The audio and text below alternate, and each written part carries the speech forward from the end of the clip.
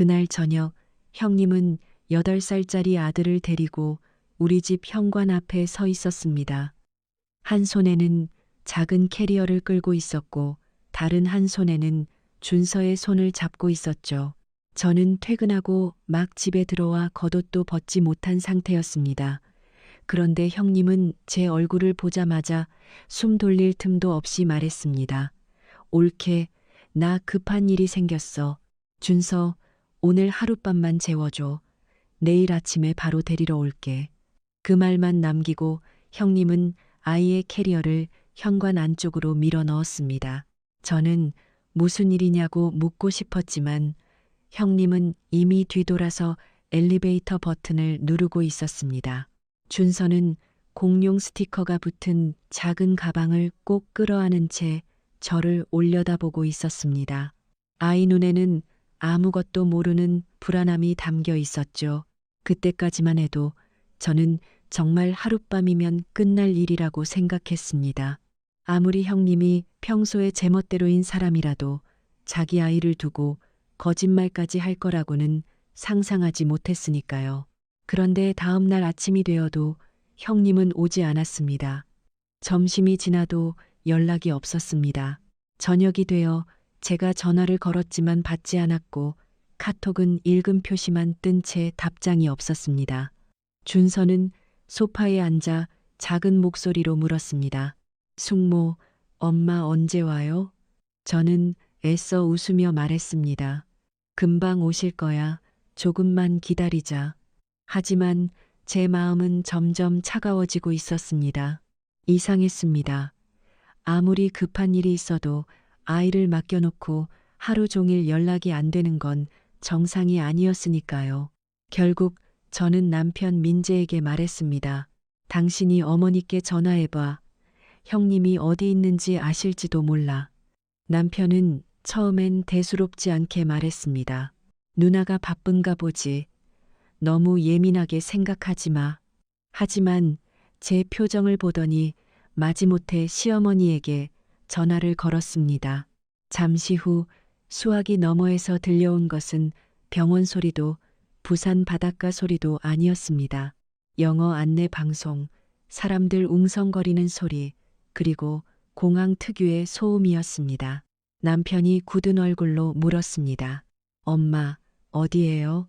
그러자 시어머니 배옥순 씨는 너무나 태연한 목소리로 대답했습니다. 아, 우리 싱가포르야. 혜린이랑 같이 왔어. 준서는 서연이가 좀 봐.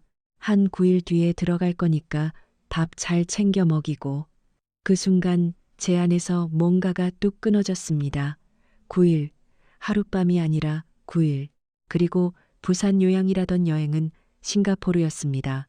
며칠 전 시어머니는 몸이 안 좋다며 친구들과 부산에 내려가 쉬면서 검진도 받고 오겠다고 했고 남편은 효도라며 420만 원을 드렸습니다. 저는 금액이 너무 크다고 생각했지만 남편이 엄마가 평생 고생만 하셨잖아라고 말해 결국 동의했습니다. 그런데 그 돈으로 시어머니와 형님은 싱가포르 호텔에 있었고 형님은 자기 아들을 저희 집에 던져놓은 채 사라진 겁니다. 여러분이라면 그 자리에서 소리를 질렀을까요? 저는 소리를 지르지 않았습니다. 울지도 않았습니다. 대신 핸드폰을 들고 조용히 움직이기 시작했습니다. 그리고 몇 시간 뒤 저는 형님이 가장 두려워할 단 한 장의 사진을 보냈습니다. 그 사진을 받은 지 3분도 지나지 않아 제 핸드폰은 미친 듯이 울리기 시작했습니다. 형님에게서 전화가 오고 메시지가 쏟아지고 시어머니까지 국제전화로 악을 쓰며 전화를 걸었습니다. 그리고 다음 날 두 사람은 싱가포르 일정을 전부 취소하고 비싼 항공권을 다시 끊어 대구로 돌아왔습니다. 도대체 제가 보낸 사진이 무엇이었길래 두 사람은 그렇게까지 겁에 질렸을까요? 이야기를 끝까지 들어보시면 아실 겁니다. 그리고 혹시 지금 누군가의 가족이라는 이름 아래 참고만 계신 분이 있다면 오늘 제 이야기가 작은 용기가 되었으면 좋겠습니다. 구독과 좋아요는 잠시 후에 눌러주셔도 좋습니다. 다만 오늘 이 이야기는 끝까지 들어주세요. 왜냐하면 저는 그날 착한 며느리로 살던 제 인생을 완전히 끝냈으니까요. 제 이름은 한서연입니다. 올해 36이고 대구에 있는 냉동식품 회사에서 물류 관리 일을 하고 있습니다. 저는 대단한 집안에서 태어난 사람도 아니고 누구나 알아주는 대학을 나온 사람도 아닙니다. 아버지는 평생 화물차를 몰며 새벽길을 달리셨고 어머니는 시장 골목에서 미역국과 반찬을 팔며 저를 키우셨습니다. 어릴 때부터 저는 돈이 얼마나 무거운 것인지 보고 자랐습니다. 아버지는 겨울 새벽에도 장갑을 끼고 운전대를 잡으셨고 어머니는 손가락 마디가 퉁퉁 부어도 다음날 팔 반찬을 준비하셨습니다. 그래서 저는 일찍 철이 들었습니다. 20살이 되자마자 대학 대신 일을 선택했고 낮에는 창고에서 재고를 정리하고 밤에는 엑셀과 회계를 배웠습니다. 누군가는 저를 보고 학벌이 부족하다고 말했지만 저는 부끄럽지 않았습니다. 제 손으로 번 돈으로 부모님께 용돈을 드렸고 제 이름으로 적금을 들었고 누구에게 기대지 않고 살았습니다. 그래서 저는 결혼 상대를 고를 때도 조건을 크게 보지 않았습니다. 부자일 필요도 없고 잘생길 필요도 없고 말솜씨가 화려할 필요도 없었습니다.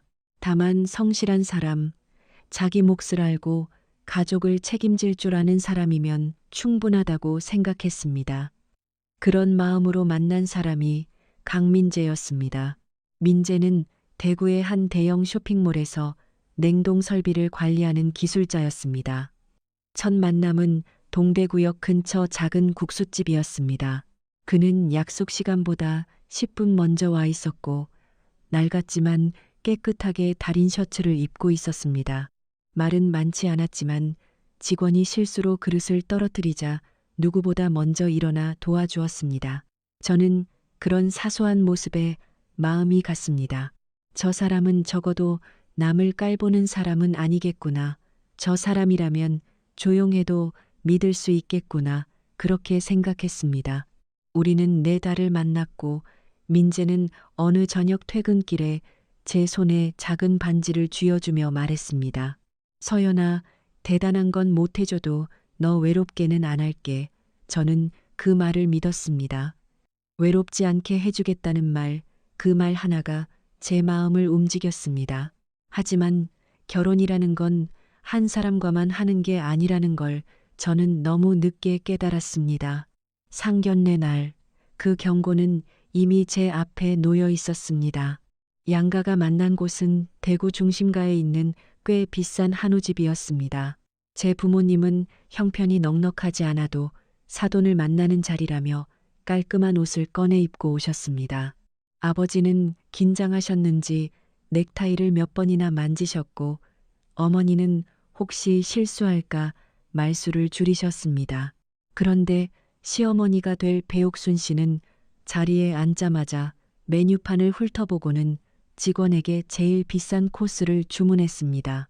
그때까지만 해도 저는 그냥 체면을 중시하는 분이라고 생각했습니다. 식사가 시작되고 분위기가 조금 풀리는 듯 했을 때 시어머니가 갑자기 저를 보며 물었습니다. 서연 씨는 어느 대학 나왔어요? 저는 잠시 멈췄다가 솔직하게 대답했습니다. 저는 대학은 가지 않고 바로 일했습니다. 그러자 시어머니의 입꼬리가 살짝 올라갔습니다. 웃음 같았지만 결코 웃음은 아니었습니다. 요즘 세상에 대학도 안 나오고 남의 집 며느리로 들어오는 건 좀 그렇지 않나. 우리 민재가 마음이 약해서 그렇지 원래 우리 집은 그런 조건은 잘 안 봐요. 그 한마디에 식탁 위 공기가 얼어붙었습니다.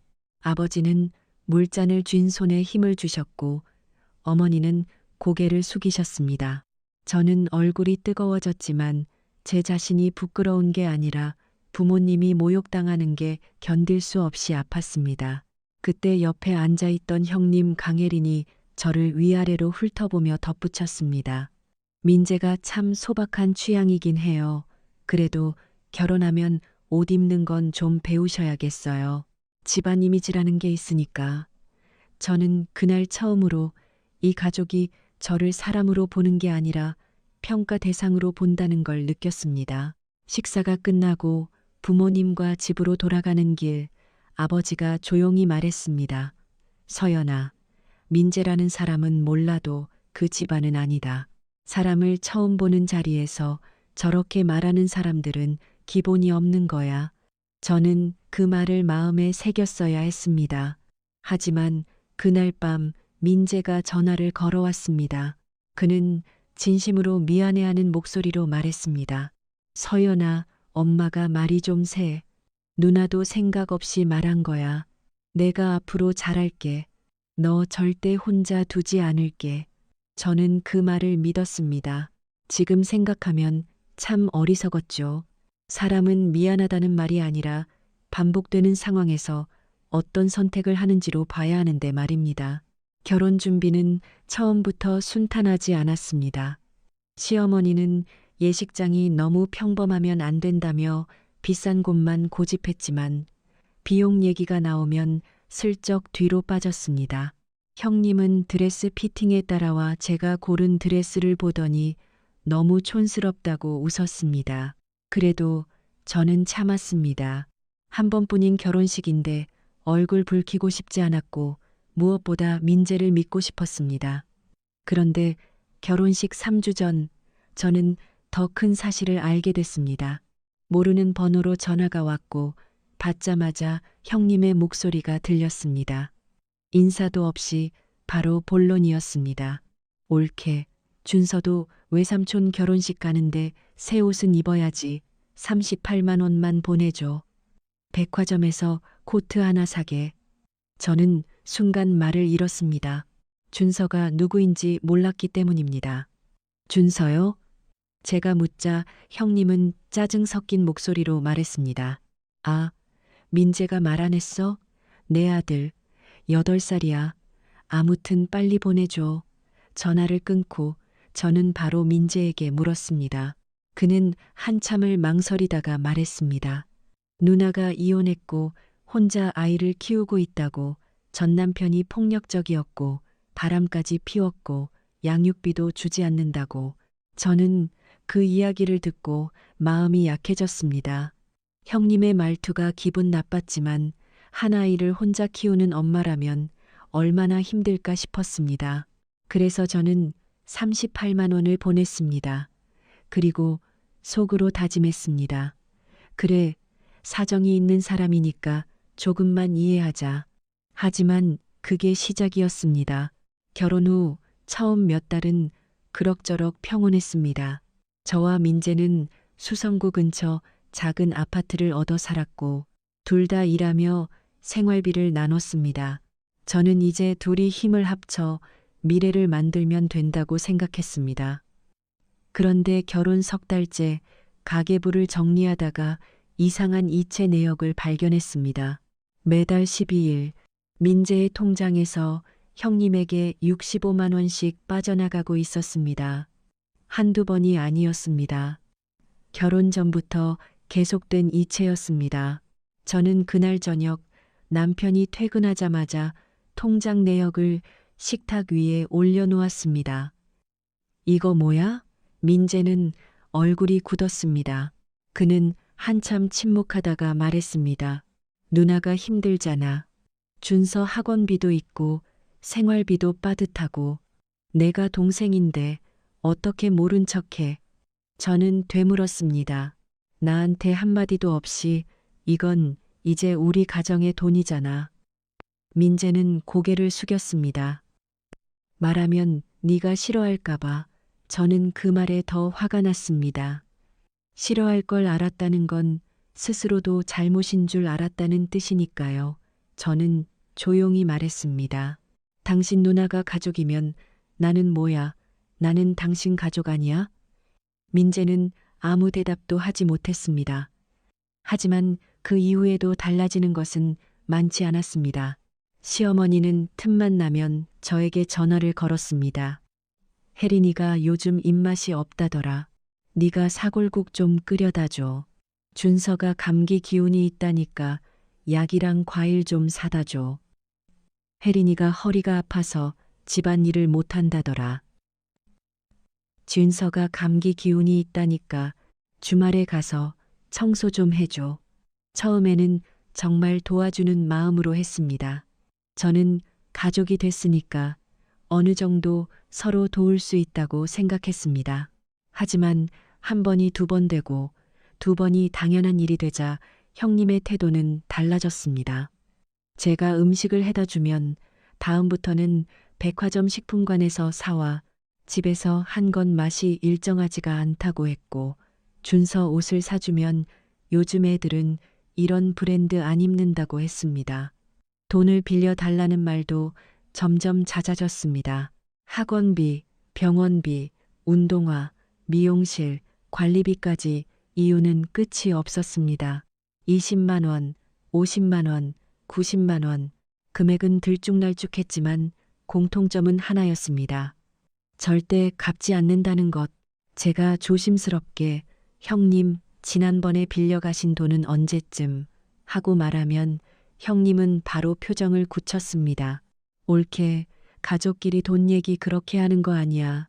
사람 기분 나쁘게.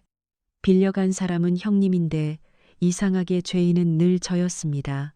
제가 거절하면 형님은 바로 시어머니에게 전화했고 시어머니는 저에게 전화해 말했습니다.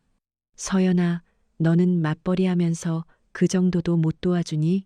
혜린이는 혼자의 키우는 불쌍한 애야. 네가 좀 품어야지. 그 말이 반복될수록 저는 점점 지쳐갔습니다. 회사에서 하루 종일 일하고 집에 오면 가계부와 살림을 챙기고 주말에는 시댁과 형님 일을 처리해야 했습니다. 그런데도 돌아오는 건 고맙다는 말이 아니라 더 많은 요구와 더 심한 무시였습니다. 남편은요? 남편 민재는 매번 말했습니다. 내가 다음엔 꼭 말할게. 이번만 참아줘. 엄마가 나이 드셔서 그래. 누나가 힘들어서 예민한 거야. 그 다음은 늘 오지 않았습니다. 민재의 다음은 제 결혼 생활에서 가장 지겨운 거짓말이었습니다. 어느 날 형님이 준서 영어학원 등록비로 90만 원을 빌려달라고 했습니다. 그달은 저희 차 수리비와 대출 이자가 겹쳐 정말 여유가 없었습니다. 제가 거절하자 형님은 바로 시어머니에게 울며 전화했고 그날 밤 시어머니는 저에게 말했습니다. 너는 참 마음이 좁다. 못 배워서 그런가 가족끼리 나누는 법을 모르네. 그 말을 듣는 순간 저는 전화기를 든 손이 떨렸습니다. 못 배워서 그 말은 상견례 때부터 저를 따라다닌 낙인 같았습니다. 저는 대학을 안 나온 게 부끄러운 적이 없었는데 그 집안은 그걸 이용해 저를 계속 낮추려 했습니다. 그날 밤 저는 민재에게 말했습니다. 나 이제 지쳤어. 당신이 정말 내 남편이면 당신 가족에게 말해. 나도 사람이라고. 나도 쉬고 싶고 나도 상처받는다고. 민재는 제 손을 잡고 미안하다고 했습니다. 하지만 또 그뿐이었습니다. 그러던 2024년 3월 말 시어머니가 민재에게 전화를 걸었습니다. 건강이 좋지 않아 부산에 내려가 며칠 쉬면서 검진도 받고 오고 싶다는 것이었습니다. 친구들과 같이 가는데 숙소와 치료 프로그램 비용까지 해서 420만 원이 필요하다고 했습니다. 저는 금액을 듣고 놀랐습니다. 부산 며칠 여행에 420만 원이라니 아무리 좋은 곳에 간다고 해도 과했습니다. 하지만 민재는 말했습니다. 엄마가 평생 고생만 하셨잖아. 이번 한 번만 편하게 보내드리자. 저는 오래 고민했습니다. 마음 한쪽에서는 의심이 일었지만 그래도 남편의 어머니였습니다. 그래서 마지막이라고 못 받고 동의했습니다. 이번이 마지막이야. 앞으로 이렇게 큰 돈은 상의 없이 안 돼. 민재는 고맙다고 했고 시어머니에게 돈을 보냈습니다. 그리고 바로 그날 저녁 형님이 준서를 데리고 우리 집에 온 겁니다. 하룻밤만. 그 말은 너무나 가벼웠지만 준서의 캐리어 안에는 잠옷뿐 아니라 속옷, 양말, 학습지, 약, 심지어 여분의 신발까지 들어 있었습니다. 지금 생각하면 이상한 점이 한두 가지가 아니었습니다. 하룻밤 맡기는 아이에게 누가 그렇게 많은 짐을 싸줍니까? 하지만 저는 그때도 설마 했습니다. 설마 아무리 그래도 자기 아이를 며칠씩 버리고 가겠어? 설마 가족을 이렇게까지 속이겠어? 그런데 설마가 사람을 가장 많이 속입니다.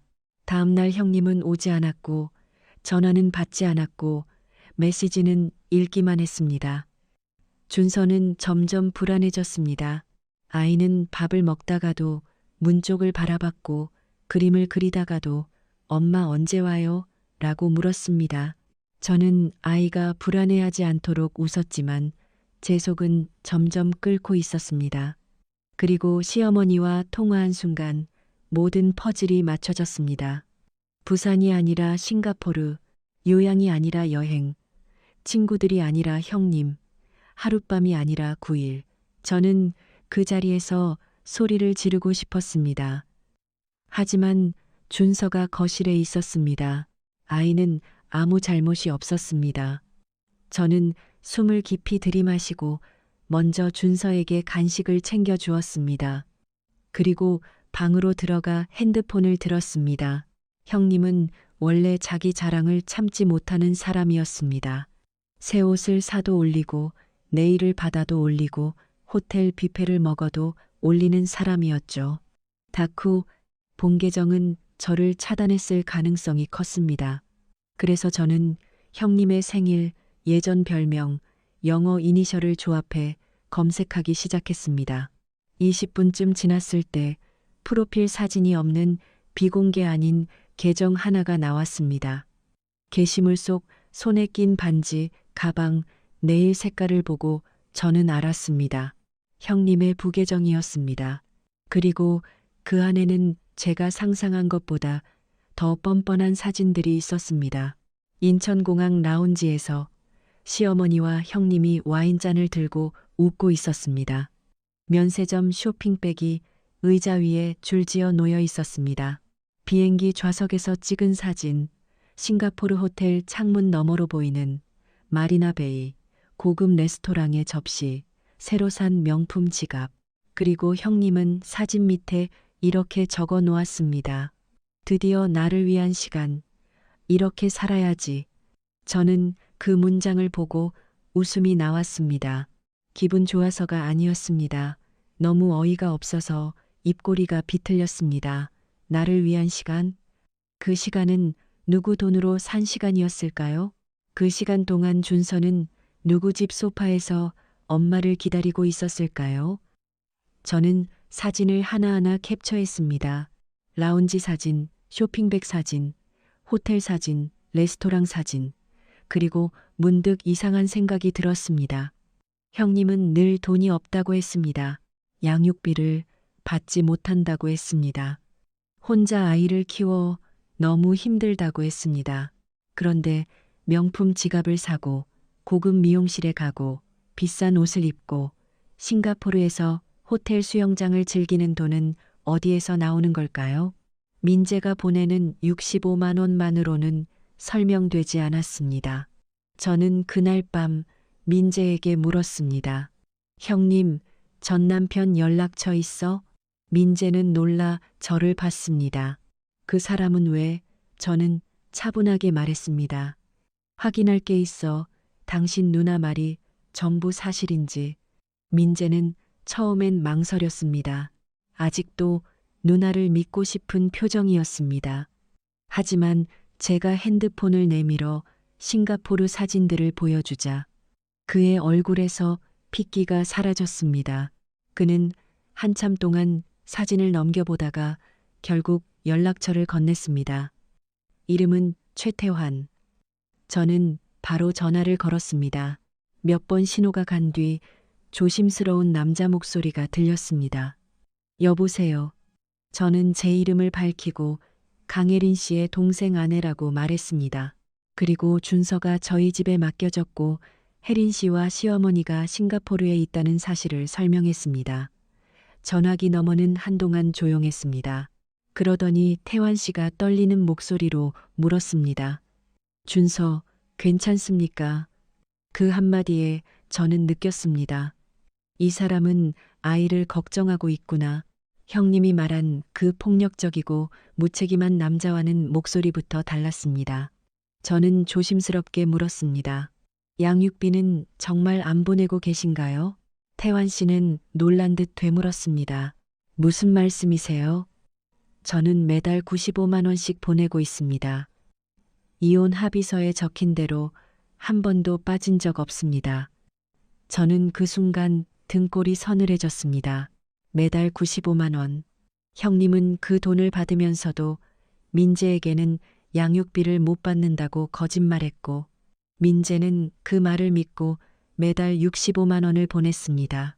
합치면 한 달에 160만 원이 형님 손에 들어가고 있었습니다. 그런데도 형님은 계속 돈이 없다고 했고 저에게까지 손을 벌렸습니다. 저는 다시 물었습니다. 이혼 사유가 폭력과 외도였다고 들었습니다. 전화기 너머에서 태환 씨가 씁쓸하게 웃었습니다. 아닙니다. 저는 그런 적 없습니다. 혜린이가 카드 빚을 너무 많이 만들었습니다. 제 명의 카드까지 썼고 친구들에게 빌린 돈도 갚지 않았습니다. 결국 감당이 안 돼 이혼한 겁니다. 그런데 이혼 후에 저를 그런 사람으로 만들었더군요. 저는 아무 말도 하지 못했습니다. 거짓말은 생각보다 깊었습니다. 그리고 더 아픈 사실은 그 다음이었습니다. 태환 씨는 준서를 거의 만나지 못한다고 했습니다. 면접 교섭을 약속했지만 형님이 매번 핑계를 댔다고 했습니다. 아이가 아프다. 학원이 있다. 아이가 아빠를 보기 싫어한다. 정서에 안 좋다. 그렇게 4달 넘게 준서 얼굴을 보지 못했다고 했습니다. 저는 전화를 끊기 전 조용히 물었습니다. 준서 보고 싶으세요? 태환 씨의 목소리가 바로 젖었습니다. 매일 보고 싶습니다. 저는 잠시 눈을 감았습니다. 그리고 결정했습니다. 내일 저녁 동대구역 근처 국수집으로 오세요. 준서 데리고 나가겠습니다. 다음 날 준서는 제가 손을 잡고 국수집에 데려갔습니다. 아이는 어디 가냐고 물었고 저는 맛있는 국수 먹으러 간다고 했습니다. 가게 안쪽 테이블에 태환 씨가 앉아 있었습니다.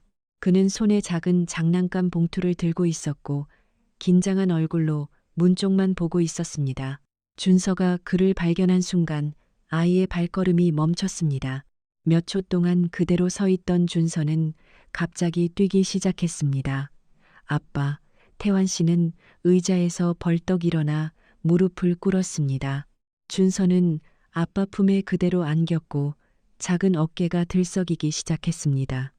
아빠, 왜 안 왔어? 나 기다렸는데. 그 말을 듣는 순간 저도 모르게 눈물이 올라왔습니다. 태환 씨는 아이를 꼭 안고 말했습니다. 아빠는 계속 오고 싶었어. 아빠도 준서 너무 보고 싶었어. 그 장면은 제가 그동안 시댁에서 봐온 어떤 가족의 모습보다 진짜였습니다.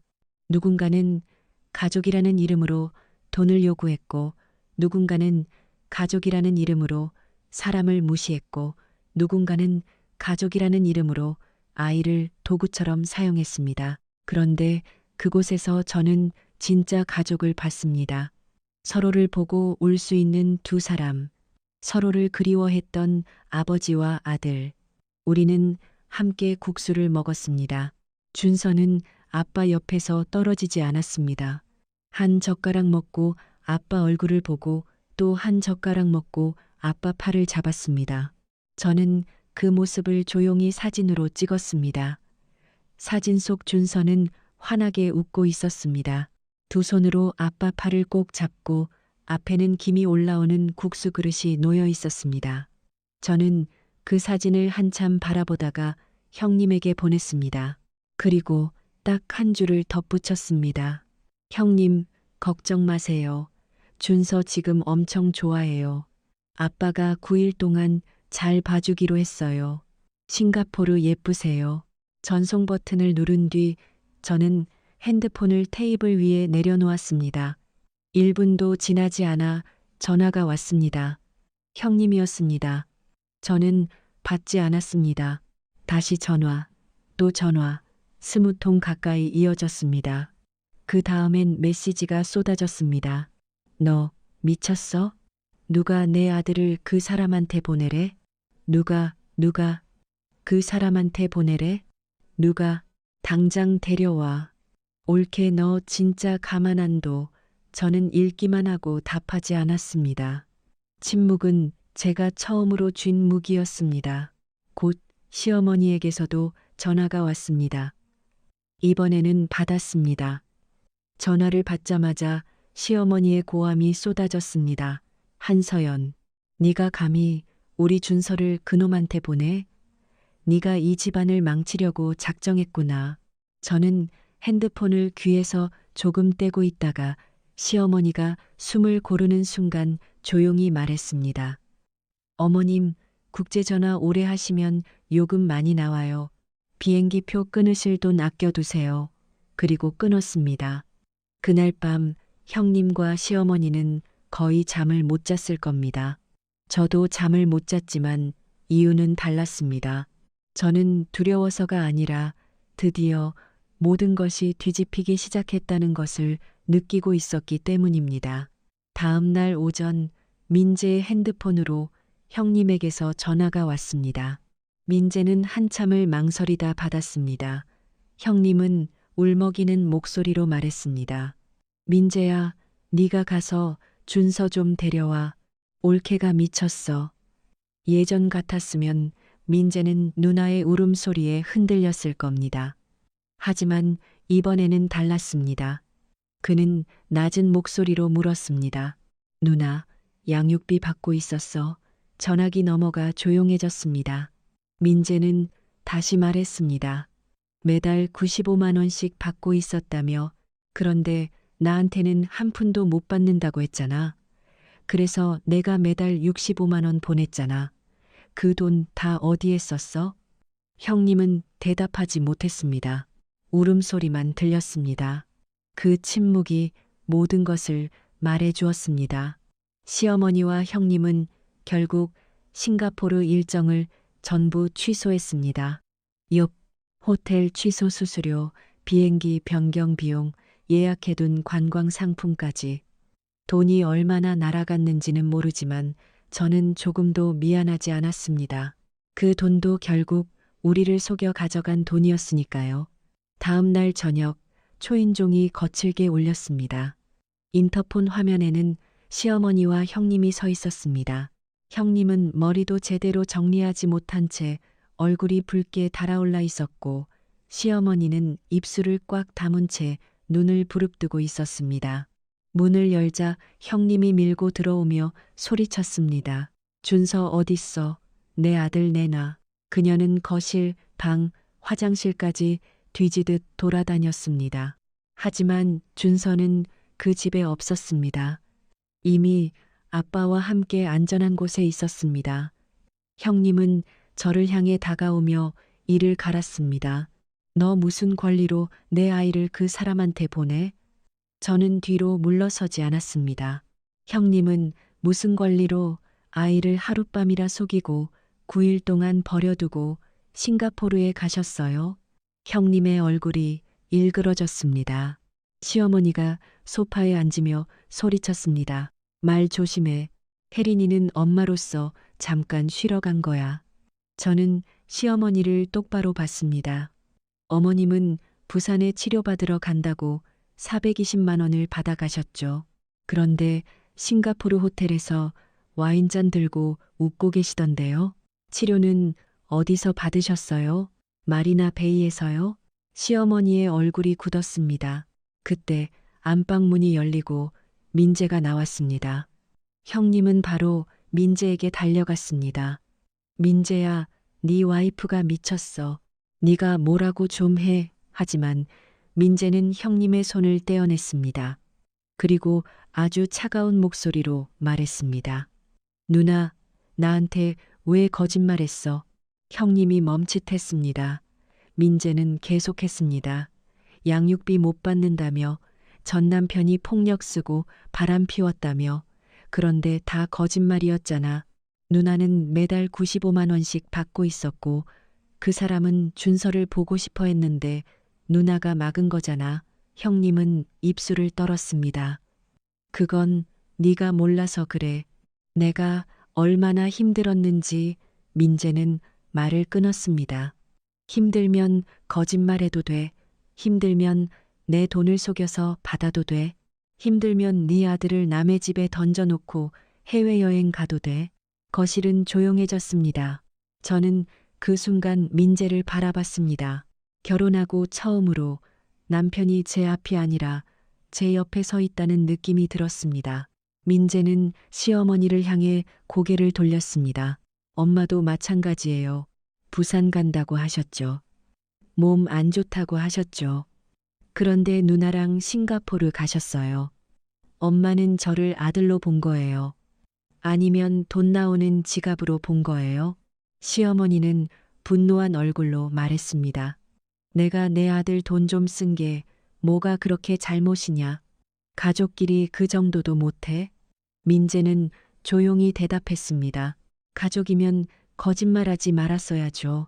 그 말에 시어머니도 더 이상 말을 잇지 못했습니다. 그날 민재는 두 사람 앞에서 선언했습니다. 이제부터 누나에게 매달 보내던 65만 원은 끊습니다.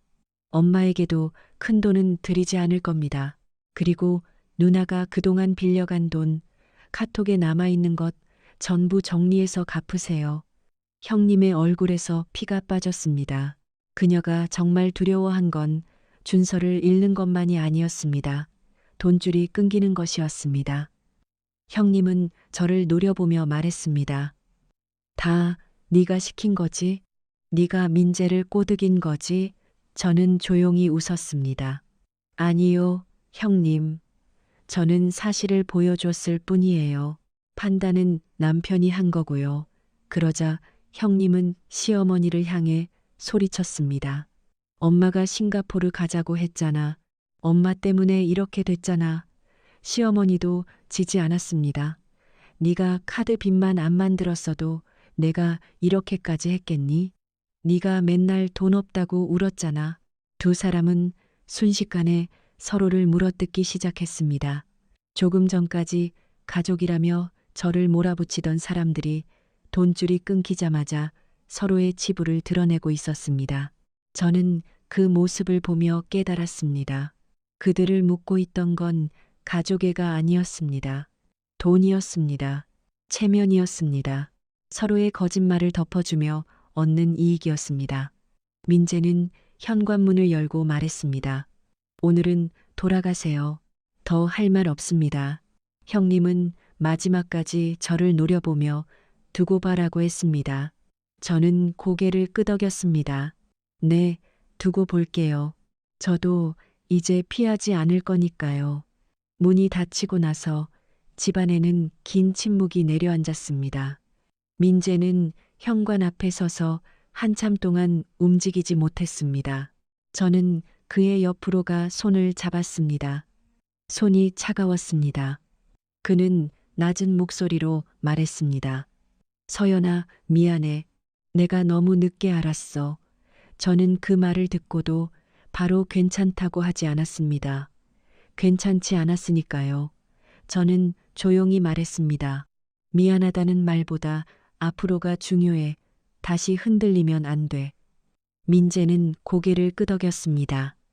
그날 밤 우리는 가장 먼저 자동이체를 해지했습니다. 형님에게 매달 나가던 65만 원이 멈췄습니다. 버튼 하나였지만 제게는 긴 터널 끝에서 문 하나를 닫는 느낌이었습니다. 그 다음 우리는 형님에게 빌려준 돈 내역을 정리했습니다. 카톡에는 너무 많은 증거가 남아 있었습니다. 학원비, 병원비, 옷값, 미용실비, 관리비, 다음 달에 갚을게라는 말도 여러 번 있었지만 갚은 내역은 없었습니다. 우리는 날짜와 금액을 정리하고 계좌 이체 내역까지 모았습니다. 그리고 태환 씨에게 연락했습니다. 저는 그에게 말했습니다. 준서를 위해서라도 법적으로 움직이셔야 할 것 같아요. 저희가 본 것, 겪은 것, 증언하겠습니다. 태환 씨는 한참 말이 없다가 떨리는 목소리로 말했습니다. 정말 그래 주실 수 있습니까? 저는 대답했습니다. 네, 아이가 엄마의 거짓말 속에서 자라면 안 되잖아요. 태환 씨는 변호사를 만났고 면접 교섭 방해와 아이 방치, 양육비 사용 문제에 대한 자료를 준비하기 시작했습니다. 형님이 싱가포르에 간 사진, 준서를 하룻밤 맡긴다고 한 메시지, 실제로 9일 동안 맡기려 한 정황, 태환 씨가 매달 양육비를 보낸 내역, 형님이 그것을 숨기고 민재에게 돈을 받은 증거까지 서류가 준비될수록 형님은 더 불안해졌습니다. 처음에는 협박 메시지를 보냈습니다. 옳게, 너 때문에 우리 집안 망하면 가만 안 둬. 그 다음에는 애원했습니다. 우리 밥 한 번 먹자. 내가 말이 심했어. 준서 일은 내가 알아서 할게. 예전에 저였다면 흔들렸을지도 모릅니다. 불쌍한 척하면 마음이 약해지고 가족이라는 말을 들으면 한 번 더 참았을지도 모릅니다. 하지만 이제는 아니었습니다. 저는 딱 한 문장만 보냈습니다. 가족은 아이를 버려두고 여행 가지 않고 돈을 속여 빼앗지도 않습니다. 그리고 차단했습니다. 시어머니도 민재에게 연락했습니다. 울먹이는 목소리로 말했습니다. 민재야, 엄마가 잘못했다. 하지만 엄마도 혜린이 때문에 어쩔 수 없었어. 엄마가 너까지 잃으면 어떻게 사니? 민재의 손은 떨렸습니다. 어머니를 끊어내는 일이 쉬울 리 없었습니다. 하지만 그는 깊게 숨을 들이마신 뒤 말했습니다. 엄마, 당분간 연락하지 마세요. 제가 정리할 시간이 필요합니다. 그리고 서연이에게 사과할 마음이 없다면 더 할 말 없습니다. 전화를 끊은 뒤 그는 한참 동안 소파에 앉아 있었습니다. 저는 아무 말 없이 옆에 앉아 등을 쓸어주었습니다. 그 순간 필요한 건 위로의 말이 아니라 곁에 있다는 사실이라는 걸 알았으니까요. 시간이 지나면서 우리 집은 조금씩 조용해졌습니다. 물론 모든 상처가 하루아침에 사라지지는 않았습니다. 저는 아직도 시어머니가 못 배워서 그렇다고 말하던 순간을 떠올리면 가슴이 뜨거워집니다. 형님이 제 음식을 내려다보며 촌스럽다고 하던 얼굴도 잊히지 않습니다. 민재가 제 편에 서지 못하고 고개를 숙이던 수많은 밤도 잊히지 않습니다. 하지만 달라진 것이 있었습니다. 더 이상 그들에게 돈이 흘러가지 않았습니다. 더 이상 주말마다 형님 집에 반찬을 들고 가지 않았습니다. 더 이상 시어머니의 전화 한 통에 제 하루가 무너지지 않았습니다. 매달 65만 원이 빠져나가지 않자 우리 통장에는 처음으로 숨 쉴 틈이 생겼습니다. 우리는 대출 이자를 조금 더 갚았고 작은 적금도 다시 들었습니다. 민재는 스스로 변하려고 노력했습니다. 어머니나 누나에게 연락이 오면 먼저 저에게 상의했고 말도 안 되는 부탁에는 직접 거절했습니다. 어느 날 그는 퇴근길에 작은 봉투 하나를 내밀었습니다. 안에는 제주도 여행 안내 책자가 있었습니다. 저는 웃으며 물었습니다. 또 누가 여행 가? 민재는 미안한 듯 웃으며 말했습니다. 이번엔 우리, 당신이랑 나, 우리 돈으로 우리 시간을 위해서. 저는 그 말을 듣고 오래도록 아무 말도 하지 못했습니다. 결혼 생활 내내 저는 남편의 가족을 위해 돈과 시간과 마음을 내어주었습니다. 그런데 정작 우리 부부를 위한 여행은 한 번도 생각해 본 적이 없었습니다. 그제야 저는 깨달았습니다. 가족을 지킨다는 건 무조건 부모와 형제를 감싸는 게 아닙니다.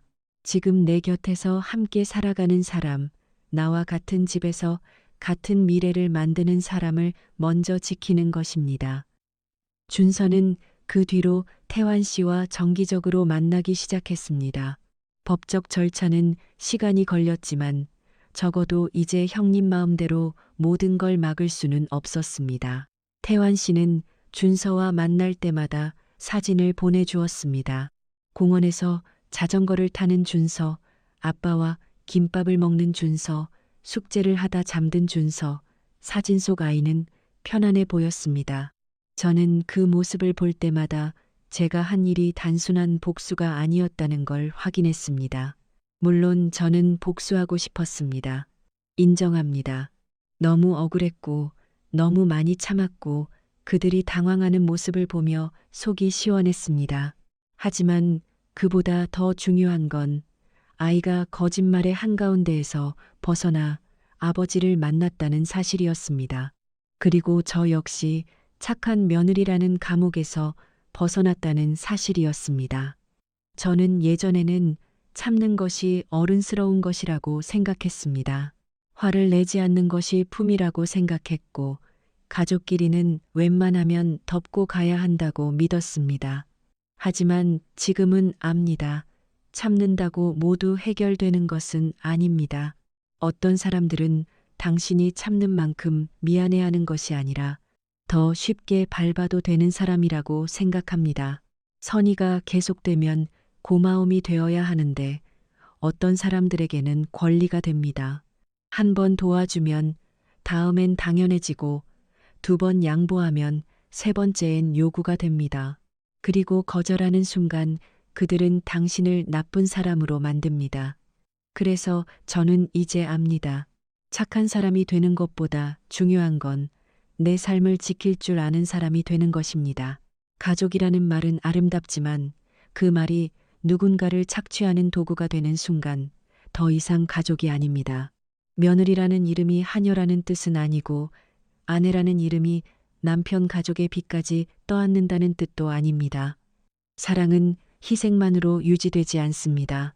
존중이 없는 사랑은 오래 갈 수 없고 경계가 없는 친절은 결국 자신을 무너뜨립니다. 혹시 지금 이 이야기를 듣고 계신 분들 중에도 가족이라는 이름 때문에, 시댁이라는 이유 때문에, 혹은 남들이 뭐라고 할까 두려워 참고만 있는 분이 있다면 꼭 기억해 주세요. 당신이 힘든 건 당신이 예민해서가 아닙니다. 당신이 지친 건 당신 마음이 좁아서가 아닙니다. 반복해서 선을 넘는 사람이 있고 그 선을 지키려는 당신이 있을 뿐입니다. 거절은 나쁜 것이 아닙니다. 내 돈을 지키는 것도 이기적인 것이 아닙니다. 내 시간을 지키고 내 마음을 지키고 내 가정을 지키는 것은 누구에게도 사과할 일이 아닙니다. 저는 그날 형님에게 사진 한 장을 보냈습니다. 준서가 아빠를 끌어안고 웃고 있는 사진. 그 사진 한 장은 싱가포르 여행을 망쳤고 시어머니의 거짓말을 무너뜨렸고 형님의 가짜 피해자 연기를 끝냈고 제 남편을 깨웠습니다. 하지만 사실 그 사진이 무너뜨린 가장 큰 것은 제 안의 두려움이었습니다. 저는 더 이상 그들이 무섭지 않았습니다. 더 이상 좋은 며느리로 인정받고 싶지도 않았습니다. 저는 그냥 저답게 살기로 했습니다. 정직하게 번 돈을 정직하게 쓰고 나를 존중하는 사람에게 마음을 주고 나를 이용하는 사람에게는 문을 닫기로 했습니다. 오늘 제 이야기가 답답하셨나요? 아니면 조금은 속이 시원하셨나요? 여러분이라면 그 상황에서 어떻게 하셨을지 댓글로 남겨주세요. 그리고 비슷한 일을 겪고 있는 누군가에게 이 이야기가 닿을 수 있도록 좋아요와 구독도 부탁드립니다. 누군가에게는 이 이야기가 단순한 사연이 아니라 참고만 살던 마음을 깨우는 작은 신호가 될지도 모르니까요. 저는 한서연입니다. 한때는 가족이라는 말 앞에서 늘 물러섰던 여자였습니다. 하지만 이제는 압니다. 가족이라도 거짓말로 나를 이용한다면 그 손을 잡고 있을 이유는 없습니다. 때로는 끊어내는 것이 가장 큰 용기이고 거절하는 것이 나를 살리는 첫걸음입니다. 그리고 저는 오늘도 제 삶을 지키기 위해 필요하다면 망설임 없이 차단 버튼을 누를 겁니다.